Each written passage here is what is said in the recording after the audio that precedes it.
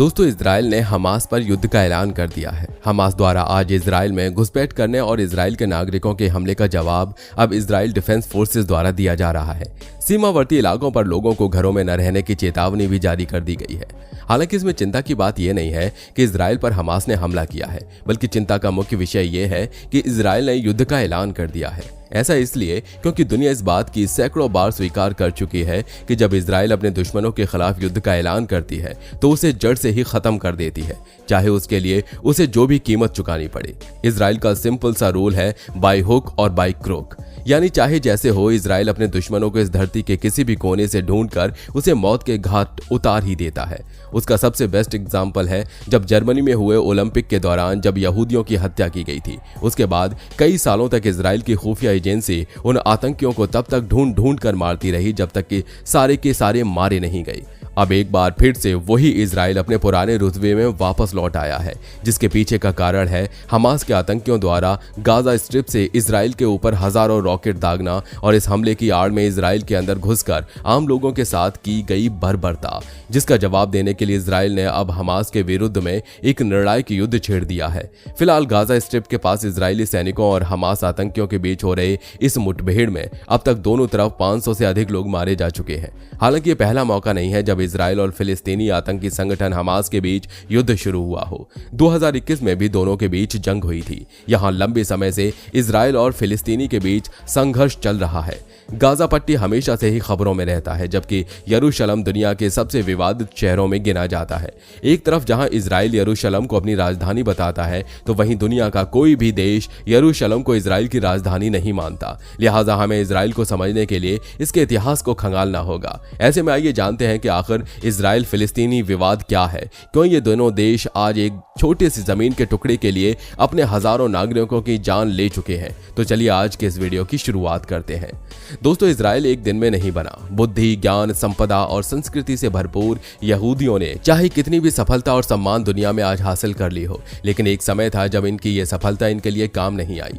दुनिया भर में यहूदियों को जूतों की नोक पर रखा गया, उनके साथ जानवरों से भी बदतर व्यवहार किया गया। जर्मनी ने हिटलर द्वारा उन्हें लाखों की संख्या में मार दिया। उन्होंने लूट, प्रताड़ना, हत्या, बलात्कार, मजदूरी जैसी कई प्रताड़नाओं को झेला, लेकिन अंतिम बार उनके साथ बुरा व्यवहार जर्मनी में हिटलर ने ही किया, क्योंकि इसके बाद जब इजराइल बना तो उसका एक ही मकसद था, इजराइल सबसे आगे होना चाहिए। इजराइल के दुश्मनों का खात्मा। दुनिया का हर यहूदी इजराइल का नागरिक है, चाहे उसके पास इजराइल की नागरिकता हो या नहीं। जब द्वितीय विश्व युद्ध खत्म हुआ तब दुनिया के सामने यहूदियों के साथ ये दुर्व्यवहार की पूरी कहानी सामने आई। ये आंकड़े भी सामने आने लगे कि हिटलर ने कई लाख यहूदियों को मरवा दिया है। हालांकि अब यहूदियों के लिए नए देश की मांग शुरू हुई। 14 मई 1948 यह तारीख यहूदियों के लिए बेहद खास है। इस दिन दुनिया को नया देश मिला जिसका नाम इजराइल रखा गया। इजराइल की आबादी 1 करोड़ से भी कम है, लेकिन इजराइल के वैज्ञानिक, इजराइल की मशीन, इजराइल की टेक्नोलॉजी समेत इजराइल से संबंधित हर चीज आज विश्व भर में प्रसिद्ध है। बता दें कि इजराइल जब बना तो इसके 5 पड़ोसी देशों ने, जो कि इस्लामिक राष्ट्र थे, उन्होंने 1967 में एक साथ मिलकर इजराइल पर हमला कर दिया था। इजराइल ने इसका कड़ा जवाब देते हुए सभी को युद्ध में एक साथ हरा दिया। इस युद्ध को 6 डे वॉर के नाम से भी जाना जाता है। इससे दुनिया में संदेश गया कि अपने दुश्मन देशों से घिरा इजराइल आकार में भले ही छोटा है, लेकिन इसके हौसले किसी से कम नहीं है। इस युद्ध का नतीजा ये हुआ कि इजराइल ने सिनाई प्रायद्वीप, गाजा, पूर्वी यरूशलेम, पश्चिमी तट और गोलाना की पहाड़ी पर भी अपना कब्जा जमा लिया। चलिए अब जरा जान लेते हैं कि आखिर हमास क्या है, जो बार बार हमें इनके युद्ध के दौरान सुनने को मिलता है।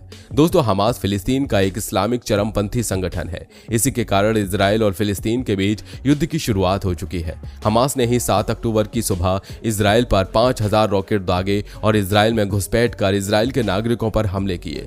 हालांकि अब इजराइल ने हमास के खिलाफ ऑपरेशन आयरन स्वॉर्ड शुरू कर दिया है। बता दें कि साल 1987 में हुए जन आंदोलन में शेख अहम यासीन ने हमास संगठन की नींव रखी थी। तब से हमास फिलिस्तीनी इलाकों से इजराइल को हटाने के लिए लड़ाई लड़ रहा है। हमास को गाजा पट्टी से ऑपरेट किया जाता है। इजराइल को बतौर देश हमास मान्यता नहीं देता है और इस पूरे इलाके में एक इस्लामी राष्ट्र की स्थापना करना चाहता है।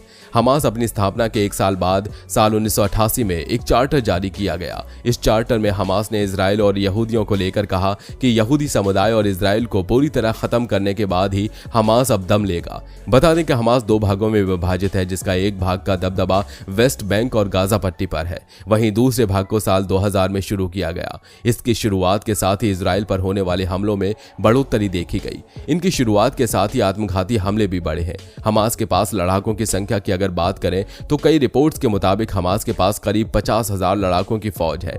इस ग्रुप में नौजवानों की संख्या काफी अधिक है। हमास की संख्या भले इजराइल की सेना से कम हो या हमास इजराइल के आगे कमजोर दिखता हो, लेकिन हमास के पास हथियारों का अच्छा खासा स्टॉक है। कई रिपोर्ट्स के मुताबिक और आए दिनों होने वाले हमलों पर ध्यान दें तो उससे पता चलता है कि हमास के पास रॉकेट से लेकर मोर्टार और ड्रोन जैसे कई हथियार हैं। साथ ही हमास की एक एलीट यूनिट को Kornet guided anti tank missile का इस्तेमाल करते हुए भी देखा गया है। इजराइल खुद कई बार यह दावा कर चुका है कि हमास के पास कौसम और कुद्स 101 मिसाइलों का स्टॉक है। बता दें, कौसम मिसाइल 10 किलोमीटर तक और कुद्स 101 मिसाइल 16 किलोमीटर तक मार करने में सक्षम होता है। आपको बता दें कि यह कोई पहली बार नहीं है जब हमास ने या किसी फिलिस्तीनी चरमपंथी द्वारा इजराइल पर हमला किया गया है। इससे पहले साल 2021 में भी दोनों के बीच में युद्ध देखने को मिला था। दरअसल इजराइल की स्थापना के बाद से इस विवाद की कहानी शुरू होती है। इजराइल मिडिल ईस्ट में इकलौता यहूदी देश है। इसके पूर्वी हिस्से में वेस्ट बैंक मौजूद है, जहाँ फिलिस्तीन नेशनल अथॉरिटी फिलिस्तीनियों के लिए सरकार चलाती है। इसे संयुक्त राष्ट्र द्वारा मान्यता मिली हुई है। इजराइल और फिलिस्तीन का विवाद 100 साल से भी अधिक पुराना है। पहले विश्व युद्ध में जब ऑटोमन साम्राज्य हारा तो फिलिस्तीन वाले हिस्से को ब्रिटेन ने अपने कब्जे में ले लिया। उस वक्त इजराइल नहीं था, लेकिन द्वितीय विश्व युद्ध के बाद यहूदियों के लिए अलग देश की मांग होने लगी। इस दौरान संयुक्त राष्ट्र द्वारा यहूदियों के मिडिल ईस्ट को वो स्थान दिया गया जहां इस्लाम, ईसाइयों और यहूदियों को पवित्र स्थल यरूशलेम बसा हुआ है। यहूदियों के आने से पूर्व इस इलाके में अल्पसंख्यक यहूदी और बहुसंख्यक अरब रहा करते थे। फिलिस्तीनी यहाँ के रहने वाले अरब थे, लेकिन यहूदी बाहर से आए थे। फिलिस्तीनी और यहूदियों के बीच विवाद तब शुरू हुआ जब अंतर्राष्ट्रीय समुदाय ने ब्रिटेन को कहा कि ये यहूदी लोगों के लिए फिलिस्तीन को एक राष्ट्रीय घर के तौर पर स्थापित करें।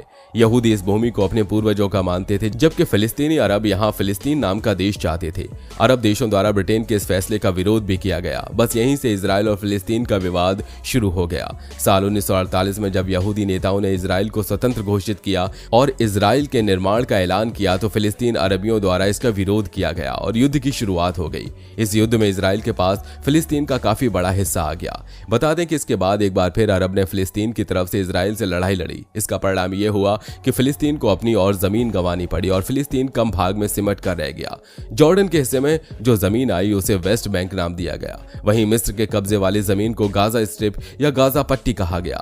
वहीं यरूशलेम को पश्चिम में इजराइल सुरक्षा बलों ने और पूर्व में जॉर्डन के सुरक्षा बलों ने बांट लिया। बिना किसी शांति समझौते के ये बंदर बांट किया गया था। हालांकि इसके बाद 1967 में एक निर्णायक लड़ाई मिडिल ईस्ट में देखने को मिली, जब कई गल्फ देशों ने इजराइल पर हमला कर दिया, लेकिन इस युद्ध में उन्हें हार का सामना करना पड़ा। इस दौरान इजराइल ने पूर्वी यरूशलेम के साथ साथ वेस्ट बैंक गाजा पट्टी पर भी कब्जा जमा लिया। हालांकि गाजा को तो इजराइल ने अपने कब्जे से छोड़ दिया, लेकिन वेस्ट बैंक पर उसका कंट्रोल आज भी जारी है।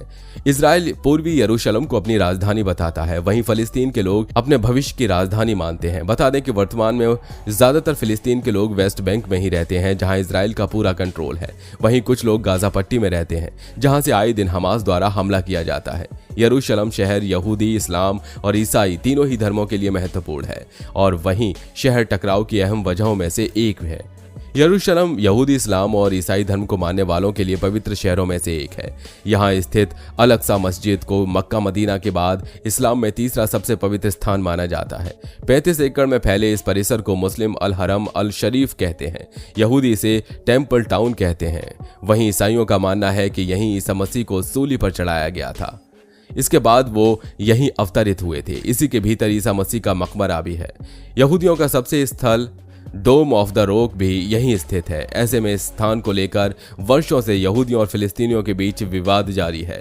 तो दोस्तों, आज के लिए बस इतना ही। उम्मीद है आपको वीडियो काफी ज्यादा पसंद आई होगी। अगर वीडियो आपको पसंद आई हो तो वीडियो को लाइक करिए, साथ ही अपने दोस्तों के साथ शेयर करिए और अगर आप हमारे चैनल पर नए हैं तो नीचे दिए गए लाल बटन को दबाकर चैनल को सब्सक्राइब जरूर कर लीजिए।